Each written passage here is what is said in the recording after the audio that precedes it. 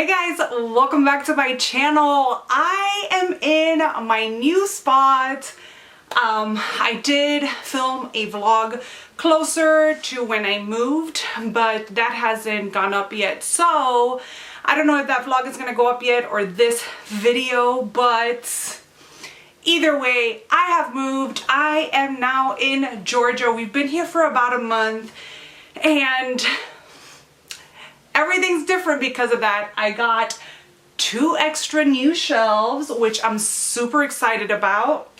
And this will be my filming spot. I apologize for all the lighting. I have a small window here. It's not like my usual big window in front of me, which I miss so much. So it might look a little yellow because I just do have an overhead light here. And then in my other house, in my other room, I did have large ceilings, like high ceilings, and so the light was higher up. So if this looks kind of like yellowish, is because the light is lower and yeah, whatever. Blah. So I still got to figure all that out as far as lighting goes and all of that, but this will have to do for now. I really wanted to get this video out, or actually filmed, because it's been a while since I filmed, and it is currently November 20th. We got here October 14th. So yeah, it's been a month, but I just didn't have everything set up. I didn't get my shelves till like a couple days. We actually didn't get our furniture for like 2 weeks or something like that. Yeah, we didn't get our furniture for 2 weeks. And then after we got our furniture, that I got my bookshelves, I went and got the extra 2 shelves, which are this one and this one over here. I got a little middle shelf. I'm super excited with my setup. As you can tell, I do have some space still empty, but I haven't finished putting all my books up yet. So there's that long intro. So here we go. Today's video is going to be my October wrap up. I know we are later on during the month, but I have just explained why I just didn't have a chance to film. So I don't even know if I like this angle. I don't know if we are good. I don't know if we're in focus. We're just gonna go with it, and we will see what happens with this video. So, like I said, October wrap up. Ooh, October wasn't a very good month for me reading wise because I moved, and if you have ever moved to another state, it is like worse than just moving regularly. This is my second out-of-state move. My first one, as most of you know, was from Miami to Texas, but that one was less stressful because number one, I had a townhouse, so it was less stuff, and I had 1 dog, and they basically came, packed everything, and all we did was get our dog, our kid, and we just drove. But this time around, we went from a much bigger house to a smaller house, and 3 dogs and a teenager that has a ton of stuff and a ton of books, because I had a bookshelf when I moved from Miami, but it was a much smaller shelf and less books. So, and then the company that we got was just crap. Half of our stuff came broken. Our 75-inch TV came broken. So it was stressful, to say the least. So I didn't get a lot of reading done, but I tried to listen to as much audiobooks as I could. But with all the stress around me, I couldn't focus on reading, and honestly, I just did not really want to read, which sounds like blasphemous, but I was just really stressed. And sometimes reading can be a stress reliever, but sometimes you don't have the attention span to actually focus on a book, and that's what was happening with me, because I was thinking about so many other things, and it wasn't a good reading month. So let's just get into the books that I read, because I can just sit here and just continue battling. You know how it goes. What am I doing, you guys? I forgot how to do this. I forgot how to do this already. All right, so in order of how I read these, because that's just how I like to do it. The first book that I read for the month of October is Wizard in Glass by Stephen King. Oh my gosh, you guys. This series just keeps getting better and better. And I know that I say this in every video that I film with a book of the series, but I am so glad that I continued on because, as you guys can remember, I really did not like The Gunslinger, which is book 1, but I am loving the continuation of the series. This is book 4, which is Wizard and Glass, as I have already said.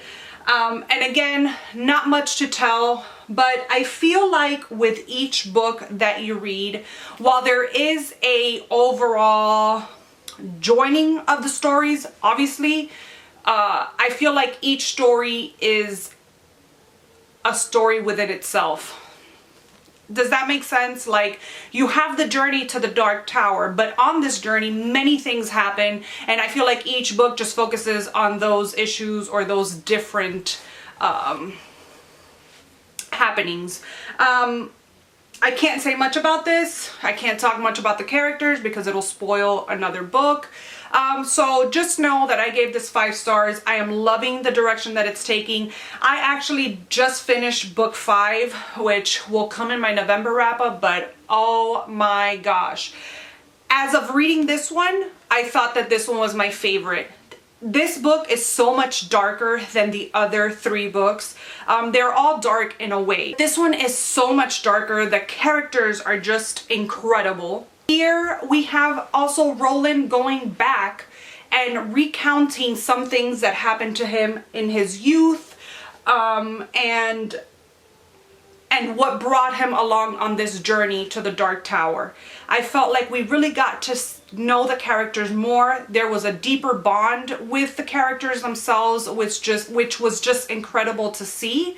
And we meet some darker characters as well. I would have to say, I mean, I've read book 5 now, but I remember putting in my review on Goodreads, I'll link my Goodreads down below and this specific review. It's kind of short because, again, you can't go much into detail, but I put in my review that this is my favorite book so far. And I would have to say now that I don't know if book 4 or book 5 is my favorite book. I think it's a pretty nice tie. But oh my gosh, this is just so good, and I just can't wait to see where it goes. I mean, I'm so eager to find out where this story goes. So 5 stars. I can't recommend this book enough. And again, if you read The Gunslinger and don't like it, I urge you to please just push yourself. You might not even like book 2 that much either, but it gets better. I think that by book 3, that's it. You're hooked, and the story progresses in such a way that it just grabs you and you're just like, okay, I'm in for the ride. I love these characters. Let's see where this is going. So again, if you've read book 1 and haven't liked it, I urge you just please continue. Push yourself. Sometimes we must push ourselves to get to the good parts, because I am a true believer, and if you don't enjoy it, just DNF it. I'm not good at DNFing books because I like to finish what I start sometimes, but this is one of those cases where if you push yourself, you are going to get rewarded with a bomb story by the time you get to book 3, 4, and 5. Next book that I read, or actually listened to, was Skye in the Deep by Adrienne Young. This is just a book that wasn't on my TBR. I mean, it was on my shelves, but it wasn't on my TBR as my immediate TBR that I really wanted to read for the month of October. I wanted to read more spookier books in tone because October, even though I read spookier books all year round. But this was available in audiobook, and I had it on my shelves. I knew it was going to be a quick one while I was unpacking and stuff, so I just went for it. I really liked this book. I gave it 4 stars. It's a fantasy, a YA fantasy. Here we follow our main protagonist. I forgot how to say her name. I think it's Eileen or Aileen, or Ellen? Eileen? I don't remember how to say it. I listened to this on audiobook, so I should know, but I don't remember. We follow her. She is a warrior. Her whole life has been to fight. She has been conditioned to fight, and with her clan. But one day she is in the middle of this battle and she sees her brother. But her brother has been dead for 5 years. So this was a big shock to her, but she sees him on the battlefield fighting with the enemy. And so she feels betrayed. She honestly doesn't know if that really was her brother or if it was some kind of apparition or ghost or whatever it is. But later on down the line, she gets captured by the enemies and comes across her brother. And so now she's living in this enemy territory. They have her captured, and the story goes along from there. They actually get attacked, and she has to make the decision of what she's gonna do, and so on and so on. This story was so fun. I just love stories that have a Viking feel to it, and this is all Vikings. I'm just fascinated every time I read a story like that. Like when I read, what was the story, or what was the book? I think it's over here. Oh my gosh, I don't even know where my books are now. Where are you, my wonderful book? Beyond the Darkened Shore. And I'm laughing because I just did a whole singing thing, which will probably not make it out, so don't expect it. So yeah, just like a Beyond the Darkened Shore, which is Viking, also kind of vibe to it. It is Viking. This has that same feel to it. I love the romance in it. This is more of a warrior protagonist kind of story, and her fighting not only out with enemies, but fighting within herself with her brother's betrayal and family, and herself betraying her people. It's a story about that, but it has an understory of romance, as they usually do, which I really enjoyed. I liked the pairing in it, but I will say that although I enjoyed it so much, it didn't give me that 5-star feel. It was a really good book. I could have given it 5 stars, but you know, with me, it's a feeling. And also, I find now that I'm talking about it a month later, it was a little bit forgettable. But either way, I ended up giving this book 4 stars. At the moment, I really did enjoy it. I enjoyed the romance, I enjoyed the family dynamics, and I enjoyed just like the warriorness of the book. Then in last month's wrap up, I talked about how Books and Lala had this whole like Raven Cycle read along, and I sort of just like said, okay, well, I read book 1, 2, and 3, and then I never discussed or disclosed that I didn't get to finish the series. I was just like, okay, well, I didn't have time to finish the series in the month prior when the read along was happening, but I did finish it this month with The Raven King. This is the last and final book of the Raven Cycle, I think. I don't think it continues. This book, I think, was written a long time ago, so I think this is the ending of the series. With that being said, this wasn't my favorite book. I feel like normally with books, you look forward to that ending book, because even if the story isn't what you wanted, the endings are usually good books. I feel like this was the poorest out of all of them. I rated books 1, 2, and 3 5 stars. I gave this one 4 stars. I felt a little bit let down with this one. I'm not going to tell you what this book per se is about, but I will tell you that this is just a story about friends getting together, looking for a king that has been asleep or unconscious or whatever, looking for this king because if you awaken him or bring him out of whatever situation he's in, he grants you a wish and blah blah blah. I didn't like this book. I liked it, but I didn't. I liked it because it was the Raven Cycle. I liked it because of the characters. I liked it because of the friendship, but I felt a little bit disappointed. I didn't feel like it closed out completely. I felt like it left so many things unanswered. I didn't have a deep emotional connection with this book as I did with all the other ones. I felt like some events that we were working up to along the way they were anticlimactic. They just, I don't know. I didn't like the way it closed out, but still a great series in itself.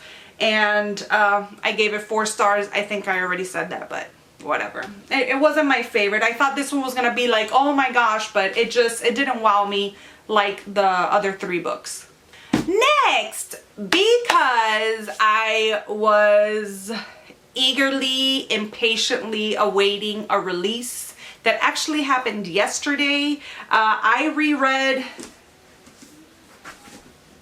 in preparation for the release, I reread The Cruel Prince by Holly Black. This was a book that I have been wanting to reread for the past 2 months. It's been on my TBR for the past 2 months and I just couldn't get to it because Queen of Nothing came out yesterday. Now I was super excited. I reread this. I think I ended up giving it 5 stars again. I gave it 5 stars at the beginning and I think I kept it at 5 stars. I could even go at 4.5 now. Enjoyed it. Here we follow a girl where her and her sisters witnessed their parents getting murdered, and then they find out that they get taken by the man that killed the parents to this place, and they find out that one of them actually is a fairy, and they're taken to live amongst the fairy, and the fae are just mean and they just have to like make their way through life being just mistreated, and things unravel from there. It's a very political book. I loved it so much. But then I read The Wicked King because I have had this book since it was released and I still hadn't read it. So because Queen of Nothing came out yesterday, or was gonna come out next month by the time that I read this, I was very excited. Plus I found both of these audiobooks, which was a win because I told you I really wasn't in the reading mood. So I found this perfect that I found both of these audiobooks to listen to. I will say that The Wicked King, I loved it so much. This has to be my favorite book. I ended up giving this 5 stars. I feel like this book was better than book 1, which is rare. The way that this ended, I was like, why didn't I just read this like the day before Queen of Nothing came out? Because I was like, I can't just stay like this for 3 weeks not knowing what happens. It ended on such a boom. I loved it. I feel like the story was well developed. I feel like the characters became more likable and also more unliked, but in a good way. Not like, I think in book 1, many people's complaint is that Jude was like a little bit annoying, which I agree with, even though I still enjoyed her. But in this book, I didn't find her as annoying as in book 1. This by far is my favorite. So anyways, I was so eager because Queen of Nothing came out and I wanted to go get it on release day, but I missed release date. So here we are. It is Wednesday and I don't have Queen of Nothing yet. Oh my gosh, I love it so much. I actually tried to read another one of her books in the past couple of months. Her first one, which was Tithe, I think it was, and I really didn't like it too much, but I feel like her writing in this one compared to her first book, I mean, it got a lot better. I don't know if I just made sense in all the crap I just said because I don't even know what I just said. I was just like, blah, blah, blah, out of the mouth. Next book that I read, you guys, has made it to one of my top books. I don't know top what, because I don't know that I could even name my top 10 books anymore because I'm just that kind of person that I can't decide. But I read A Cosmology of Monsters by Sean Hamill. And this book is so good. This book is really weird. The gist of it is that we're following this kid since he's a baby. He's the one narrating the book or the story. And since he's little, he sees monsters. But his whole family has sort of like this connection to monsters. But they sort of like brush it under. It's not something that they talk about or even discuss amongst themselves. But this little kid, Noah, he sees monsters and he just decides to befriend the monster. And the story develops from there. It's a story about his family and all their issues. This is dark, but it's endearing at the same time. I am going to link, I actually did a side-by-side review with a fellow Nightworms reviewer, Callie. I'm gonna link it down below. We did a side-by-side. She ended up loving this book as well, and I will link that direct blog post in the description. Please go read it so you can see how she felt about the book and her view on the book and how I felt.